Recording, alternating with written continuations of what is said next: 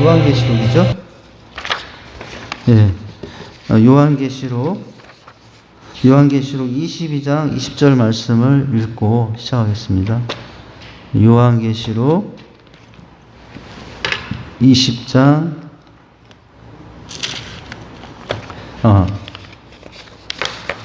22장 20절입니다. 이제 요한계시록 마지막 장이죠. 우리 같이 영상을 읽겠습니다. 시작. 이것들을 증언하신 이가 이르시되 내가 진실로 속히 오리라 하시거늘 아멘 주 예수여 오시옵소서. 할렐루야. 자, 이런 아멘 주 예수여 오시옵소서 증언하신 이가 말씀하신 이가 이제 오신다라고 하고 있습니다.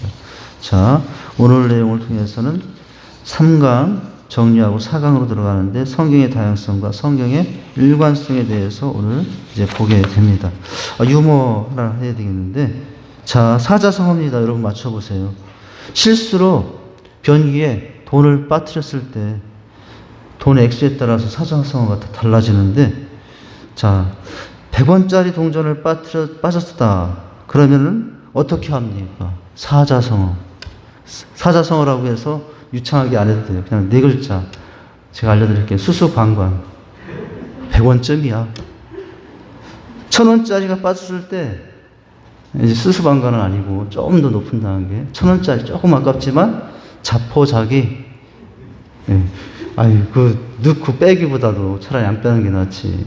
자, 10,000원짜리가 변기에 빠졌어요. 그때, 어떻게 합니까? 좀 크네요. 우왕좌왕이에요. 이번에 10,000원짜리가 아니라 50,000원짜리가 빠졌어요. 50,000원짜리가 빠졌다. 사자성어. 우왕좌왕보다는 조금 더 낮춰야 되는데, 뭐겠어요? 50,000원짜리. 안절부절입니다. 안절부절. 이제 50,000원짜리가 아니라 100,000원짜리 수표가 빠졌을 때, 화장실 변기에. 자, 100,000원짜리 수표가 빠졌으면 어떻게 해야 되겠습니까? 이제, 안절부절 하면 그 정도는 안 되겠죠? 어떻게 해야 되냐면은 2판, 4판. 이제 좀 더 커졌네요. 100만원짜리 수표가 빠졌다. 변기에. 100만원 여러분 벌기 쉽습니까? 어렵잖아요. 그럼 어떻게 합니까? 사자성어. 예. 2판, 4판보다 좀 더 써야 되겠는데. 사생결단. 2개 남았거든요. 자, 이제 8번째. 우리 장로님하고 맞춰보실래요? 자, 8번째. 이제 100만원짜리가 아니라 500만원짜리 수표가 빠졌다. 그러면 변기에 빠졌다. 사자성어. 뭡니까? 뽀사 삔다. 네, 다 부숴요, 그냥. 마지막 하나가 있어요. 이거 맞추는 사람 제가 업어줘야 되겠네요. 남편이 빠졌을 때 어떡합니까? 사자성어. 남편이 빠졌다.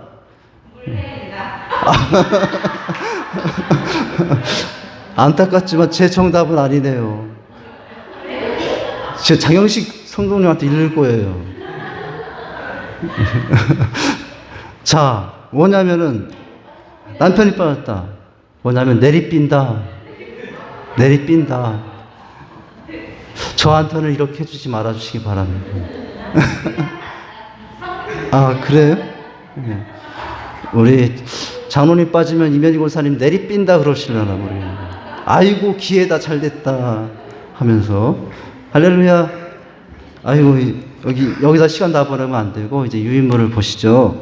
자, 오늘 내용에 보면 뭐냐면은 성경의 다양성입니다. 네, 이제 넘기시면은 한 장은 그 뒷면을 보면은 성경의 통일성. 이제 3장을 마치고 4장으로 들어가는데 우선 3장을 정리하는데. 성경의 다양성, 제목이 뭡니까? 성경 다양한 옷을 입고 있다라는 거죠. 4장, 성경 한 주제를 갖고 있다. 한번 여러분 따라서 하시겠습니까? 성경이 열린다. 마음이 열린다. 인생이 열린다. 그럼 제가 좀 전에 3가지를 더 생각했어요. 2가지. 영혼이 열린다. 또 한 가지 더 생각한 게 있어요. 영원히 열린다. 여러분 많이 열리시기 바랍니다. 내 인생이 열리길 원하면 뭐가 열리면 되냐면 성경이 열리면 되는 거예요. 자, 우리 지난 시간에 이제 성경의 주요 기록자들을 보면서 얼마나 성경이 다양하게 기록되는가를 보았는데, 지난 시간에는 모세와 다윗, 솔로몬이 기록한 성경의 내용을 보면서 다양성을 살펴보았는데 오늘은 3, 4, 5, 6 3번 선지자들과 4번 바울, 5번 사도 요한 그리고 6번 제자들에 의해서 기록되었죠. 그러니까 여러분 얼마나 성경이 다양하겠어요.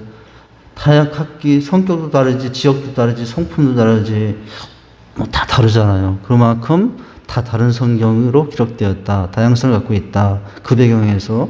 자, 그러면 이제 세 번째, 선지자들인데, 자, 첫 번째 문장 보면은 이렇게 기록되어 있죠. 역사서, 예언서 등 구약 성경의 대부분은 여러 제장들과 선지자들에 의해서 기록이 되어 있어요. 자, 그들은 하나님이 맡겨주신 메시지를 전달하는 메신저로서의 사명을 맡은 자들이다라는 거예요. 메시지를 전달하는 메신저로서의 사명을 맡은 자들이다. 우리가 누가 더 중요하냐? 메시지도 중요하고요. 메신저도 사실 다 중요하거든요. 근데 일반적으로 누가 더 중요하냐? 메신저가 더 중요하다라고 말을 하죠. 왜냐하면 전하는 그 사람 메신저가 여러분 삶은 아무것도 아닌데 메시지가 아무리 좋아봐야 여러분 전하는 메신저가 이렇게 살아야 됩니다. 저렇게 살아야 되는데 그 메시지를 전했는데 메신저가 그 삶을 살지 못하면은 그 말은 여러분 효능이 없잖아요. 저도 항상 부딪히는 문제가 뭐예요? 메신저인 나는 그렇게 살지 못하면서 성도들은 그렇게 살라고 늘 메시지를 할 때마다 뜨끔뜨끔할 때가 많거든요. 아, 나도 부족한데 그러나 하나님의 말씀이다 생각하고 대화한다는 입장에서 그냥 부족하지만 전할 뿐이죠.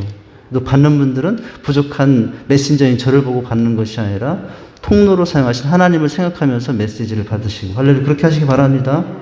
자, 메시지를 전달하는 메신저로서 사명을 맡은 자들이다. 선지자들은 크게 문서 이전의 선지자와 문서를 남긴 선지자들로 구분을 되죠. 자, 나단, 아히야, 엘리야, 엘리사 등은 어떤 사람들일까요?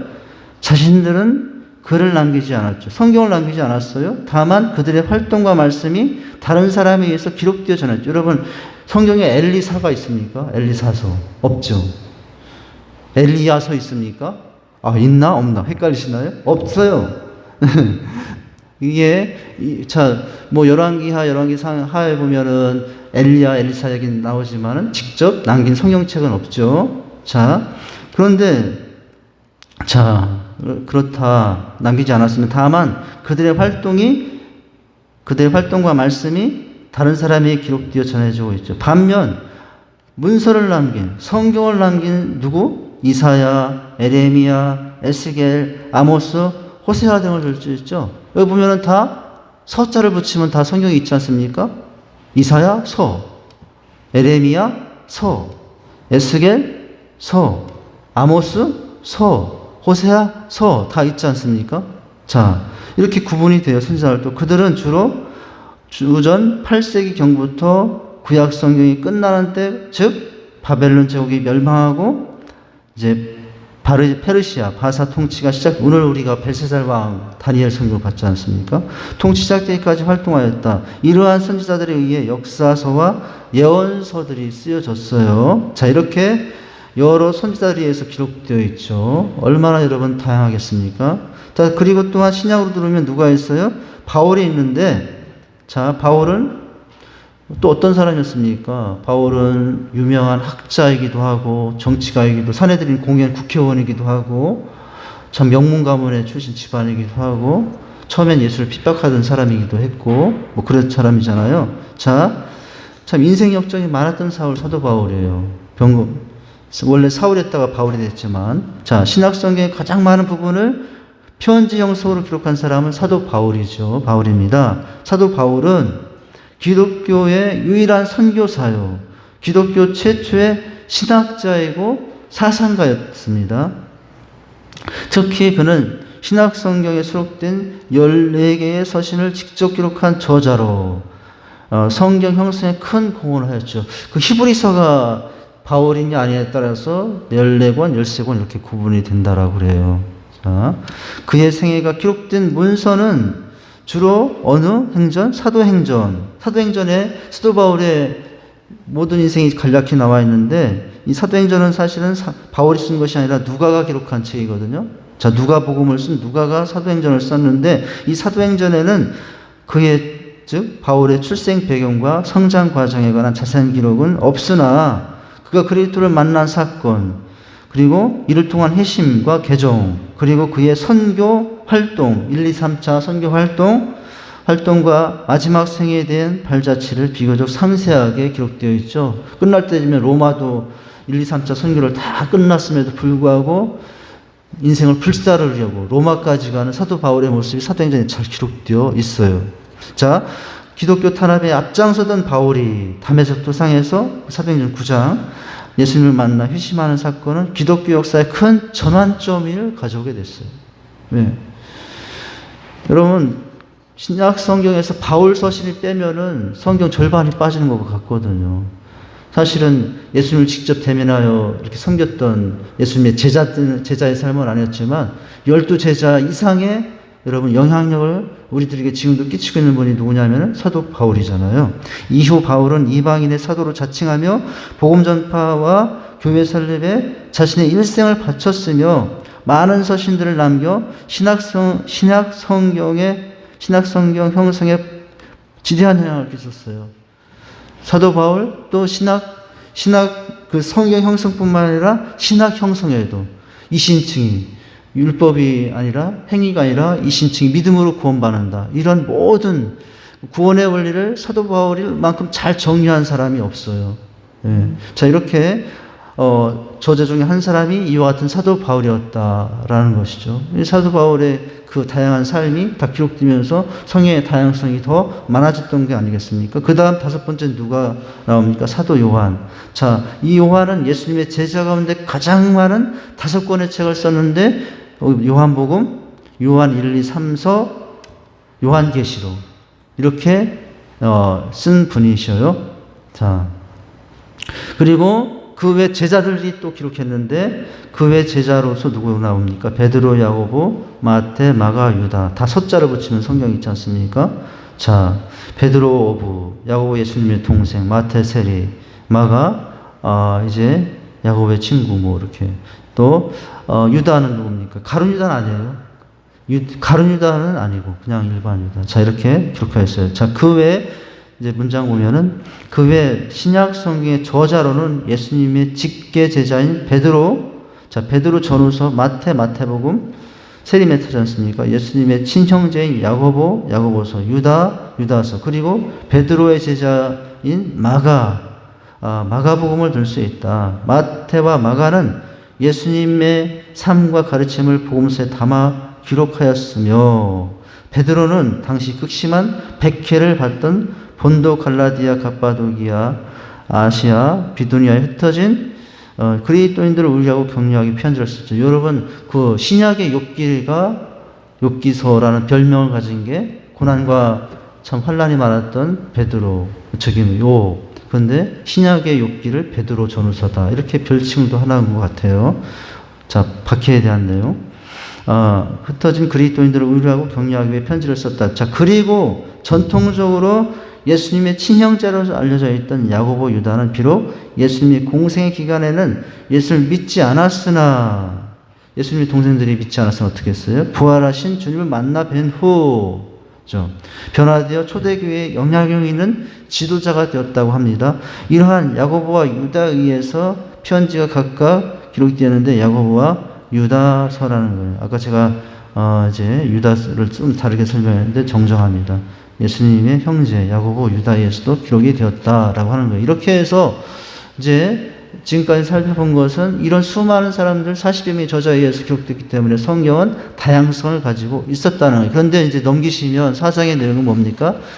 이렇게 다양성의 모습만 갖고 있는 것이 아니라 성경의 전체 내용을 흐름을 보면은 통일성도 일관성도 가지고 있다는 내용입니다. 자, 첫 문장 보시죠. 3장에서는 성경의 다양성에 관해 살펴보았다. 그런데 성경의 다양성은 성경의 통일성, 일관성을 전제로 할 때만이 올바로 이해될 수 있다. 여러분, 다양하기만 뭡니까? 그 다양한 가운데 여러 가지 일관성과 통일성으로 성경이 여러 주제로 기록되어 있다라고 하는 거예요. 얼마나 그 심오한 진리가 한 주제를 통해서 성경 창세기부터 요한계시록까지 이렇게 알 수 있는지 몰라요. 자, 왜냐하면 성경의 다양성을 옷들로 비유할 수 있다면 뭐예요?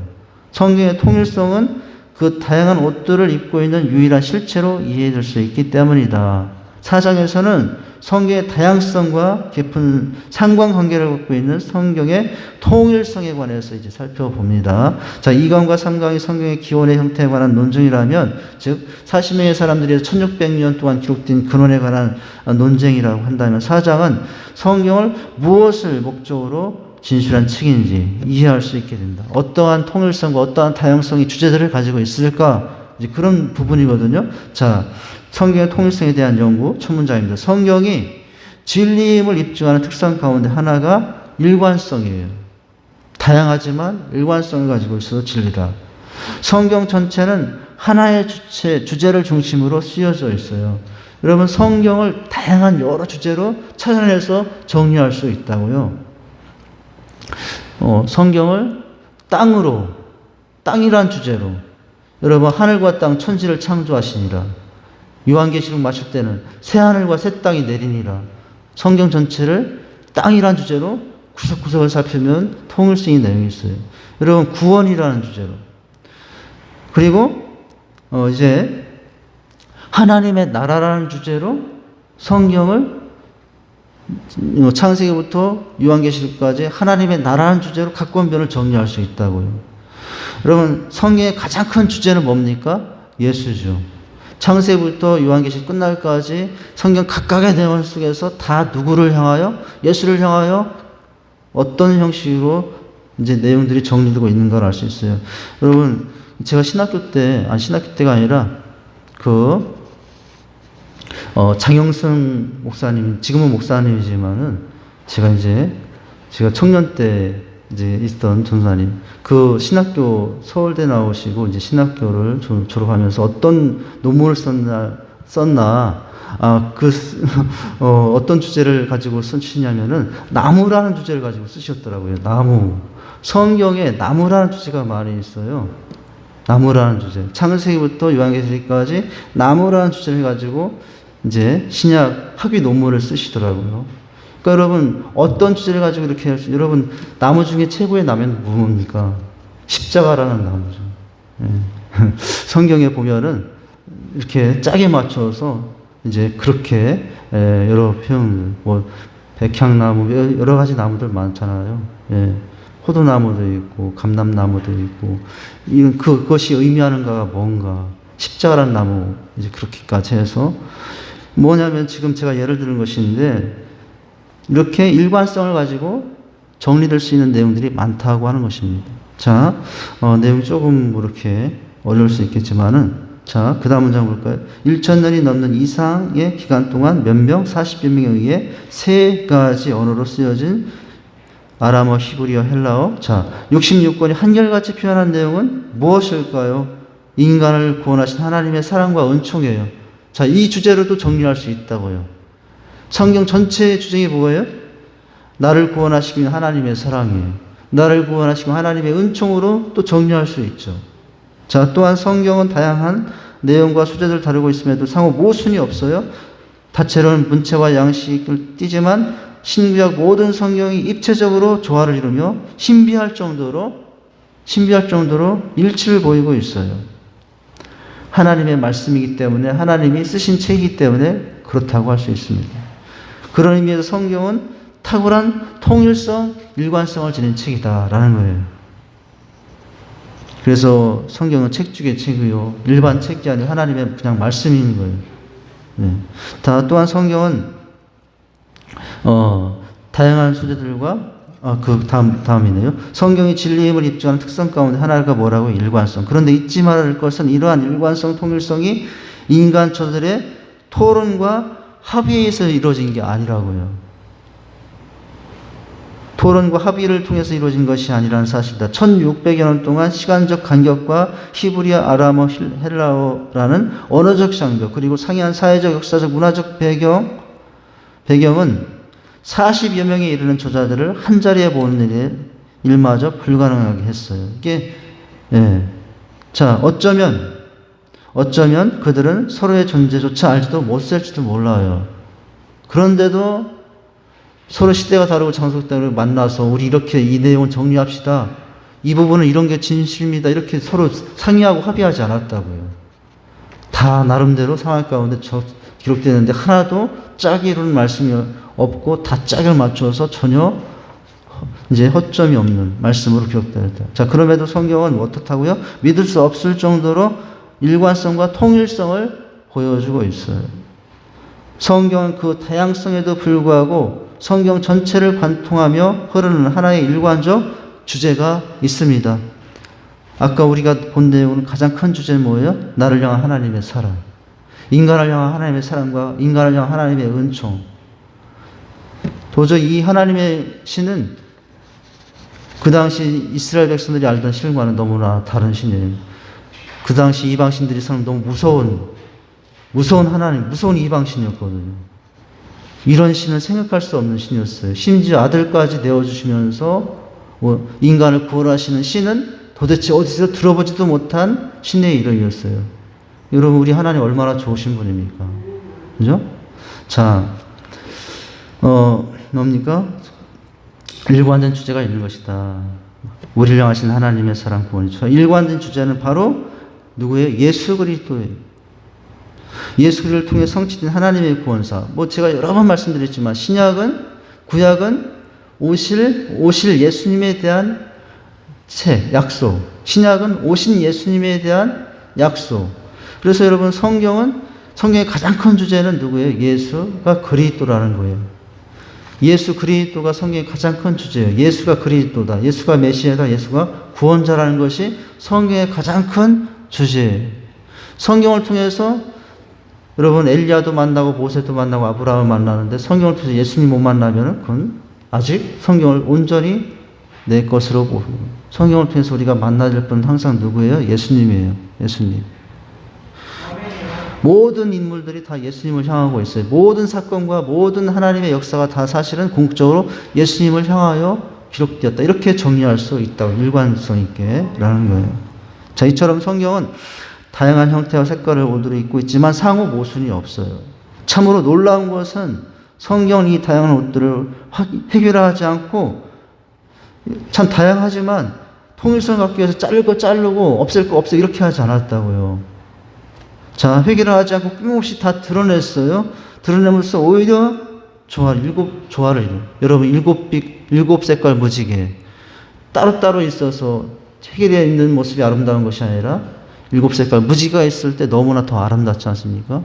온 세상이 빨가 보세요. 온 세상이 주황색이 돼 보세요. 무지개가 없고, 그러면 여러분 얼마나 무서운 거예요. 빨주노 파남보가 있으니까 얼마나 아름답습니까? 자, 성경이 그렇다는 거죠, 성경이. 참으로 놀라운 것은 다양성 옷들을 획일화하지 않고 꾸밈없이 드러냄으로써 조화를 이루어 하나의 실체를 보여준다는 점이에요. 자, 그런 의미에서 성경은 탁월한 통일성을 가지고 있다. 우리가 3장을 통해서는 자, 이렇게 여러 사람에 의해서 상당한 기간 동안 기억했기 때문에 다양하다고 그랬는데 이런 통일성이에요. 자, 일관성의 부분과 관련해서 일관성의 두 가지로 나눌 수 있습니다. 첫째 일관성은 주제 일관성, 다음 주에 볼 내용은 구조의 일관성이에요. 자, 두 가지 일관성인데 첫째가 주제 일관성. 자, 오늘 거기까지 보겠는데, 자, 기록자들은 서로 다른 상황에서 다양한 문학 형식으로 성경을 기록했습니다. 그럼에도 성경은 창세기 3장 15절 여자의 후손으로부터 요한계시록 22장 20절 오늘 읽었던 말씀 아멘 주 예수여 오시옵소서 이렇게까지 누구로 일관하여? 예수 그리스도로 일관하여 증거되고 있어요. 여러분, 이미 창세기 속에 누가 기록되어 있어요? 예수님이 기록되어 있어요. 여자의 후손. 그리고 아담과 하와가 죄를 지었을 때 양의 짐승을 옷을 벗겨서 아담과 하와의 허물을 덮어주지 않습니까? 그 어린 양이 누구였을까요? 창세기 1장 속에 아담과 하와의 여러분 그 벌거벗은 몸을 덮어줬던 그 어린 양은 누구였을까요? 예수님인 거예요. 이런 의미에서 뭡니까? 창세기부터 요한계시록까지 일관성을 가지고 기록되어 있다. 여러분, 창세기 3장 15절 말씀에 내가 너로 여자와 원수가 되게 하고 너의 후손도 여자의 후손과 원수가 되게 하리니 이건 사단과 예수님의 싸움을 말하는 십자가의 싸움. 여자의 후손은 네 머리를 상할 것이요. 이게 뭐냐면은 이제 여자의 우선 사단이 예수님을 십자가에서 상하게 했어요. 너는 그런데 뭐예요? 그의 발꿈치를 상하게 할 것이라. 근데 여러분 그 십자가에서 예수님은 오히려 십자가를 역임하여 여러분 구원의 길을 십자가를 통해서 열으셨다고요. 이게 발꿈치를 밟으리라 이런 의미로. 자, 요한계시록 그래서 뭡니까? 창세기에 이렇게 언급된 예수님 마지막 장면에서 이것들을 증거하시며 가라사대 때 진실로 속히 오리라 하시거늘 아멘 주 예수여 오시옵소서. 할렐루야. 자, 이렇게 일관성인데 주제의 일관성에 대해서 살펴보고 다음 주에는 이제 구조의 일관성에 대해서 살펴보도록 하겠습니다. 제가 기도하겠습니다. 하나님 아버지, 우리가 생명의 책이요 영혼의 책이요 우리의 구원의 책인 성경을 어떤 책인지 살펴보았습니다. 다양한 사람에 의해서 상당한 기간 동안에 기록했기 때문에 다양성을 가지고 있지만 그러나 그 다양함 속에서도 우리를 향하신 하나님의 사랑, 또 예수 그리스도를 향하신 하나님의 인도하심, 이런 주제로 일관되게 기록되어 있다는 사실을 기억하고 성경을 통해서 우리는 나를 향하신 하나님의 사랑을 깨닫는 자가 되게 하시고 성경을 통해서 하나님께서 우리를 위해서 보내신 예수님을 만나고 예수님과 대면하여 살아갈 수 있는 저희들 기도를 원합니다. 성경 속에서 주님과의 만나 있는 저희들의 삶이 되게 해 주시옵소서. 예수님 이름으로 기도하옵나이다. 아멘. 서로 한번 인사하십니다. 한 주간도 승리하시기 바랍니다. 예배 후에는 제자반 나눔 모임 잠깐 합니다. 마지막 찬양은 성탄의 주님을 생각하면서 이 찬양을 한번 생각해 보았어요. 예수 열방의 소망 찬양하시고 우리 기도하도록 하겠습니다. 템포는 95입니다.